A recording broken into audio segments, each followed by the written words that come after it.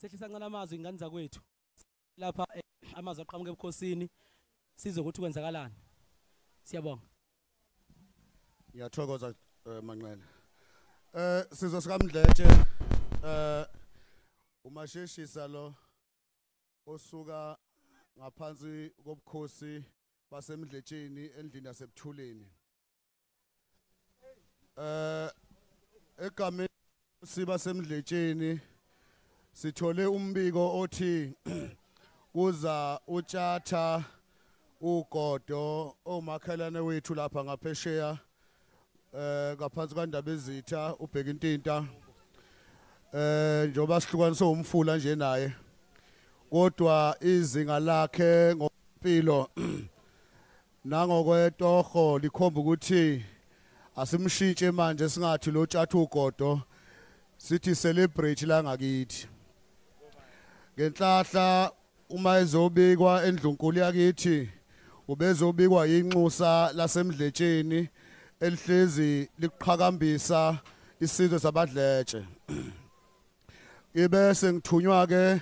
ubukhosi baseMdletsheni ukuthi akwazi ukuthi Utshatha ugodo segcobe eMdletsheni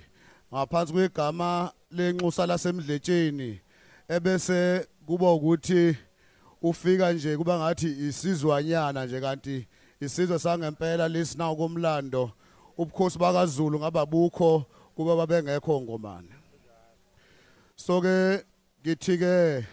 badletshe doda amadoda mthonga itheke inkosi yesizwe angilethe nansi inkomazi ukuthi Utshatha ugodo ugcobela eMdletsheni isithombe lesi sokuthi ungaphinde sabadletshe uvulelwa amasango empumalanga entshonalanga enyakatho eningizimu ukuthi ungene kulelizwe laseMdletsheni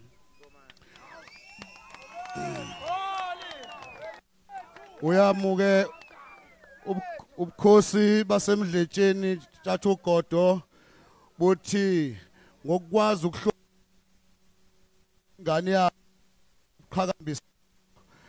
ngale mpahla uyobona ukuthi phila kodwa iqondene ngqo nawe Utshatha ugodo khathide ngobe indodene yili sebezothi ke besuka la khathide imuve iye lapha ya kwaManqele sengitholile insizwa ezizokwenzela yona ufuna uhambe nayo yonke nje kukuwe eqondene nje nawe isimo sezemvelo asivumi ukuthi ngikunika iphomethi udonsa inqola bazoyihlinza nje bese umukela ngokusemthethweni ngiyathokoza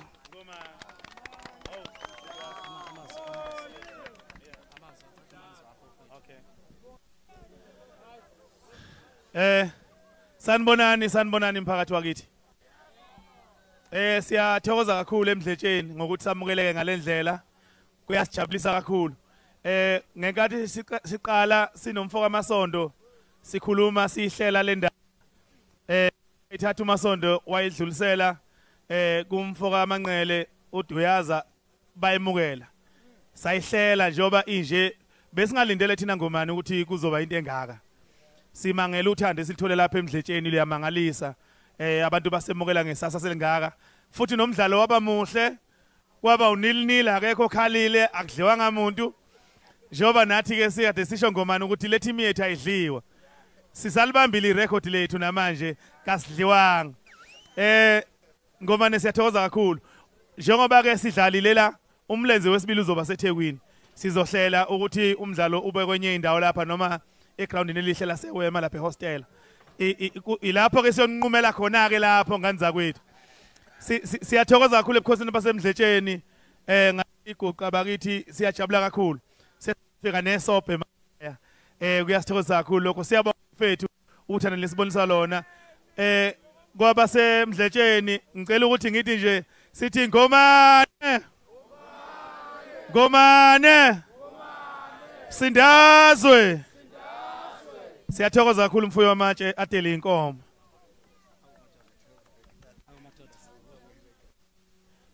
cha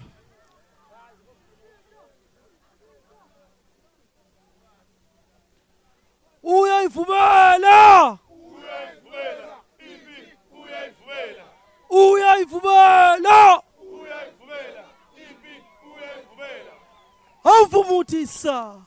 awuvumutisa yangena inkonze emavava umshovu wenkani awuvumutisa lasho lakhonya icokamelisha phezu kwentaba enkulu idukumbane kwadila kumthangala kwavela amahlazo bafowethu emphakathini wasemdletsheni wonkana ikakhulukazi entsheni ngoba lokho esikwenza namhlanje kuhlobene kakhulu nentsha bafowethu isikhathi senhlokomo ngisivezile njengamanje ngicela ukuphefumula ngoba niyazi bafowethu ngakhona lapha endaweni kodwa ngendlela engihlonipha ngayo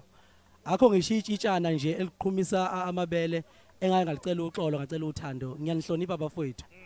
so bafowethu ngoba njoba kwenzeka lokho kwenzakalayo iyona into engizonenzela yona ukuthi nginilethele abantu abakhulu njoba ninabantu abakhulu endaweni yasemdletsheni esingabala ubaba umbongeni ngema sibala igcokamelisho umkhathazo umrozo umfokafakuthi lokho kwenzakalayo bafowethu sicela ukuthi iqhubeke njalo kuye phambili nisikhulekise bafowethu niyezwa ngoba thina sikholele emkhulekweni bayazi bafowethu abantu bendawo ukuthi kunesonto lapha ekhaya anofika esontweni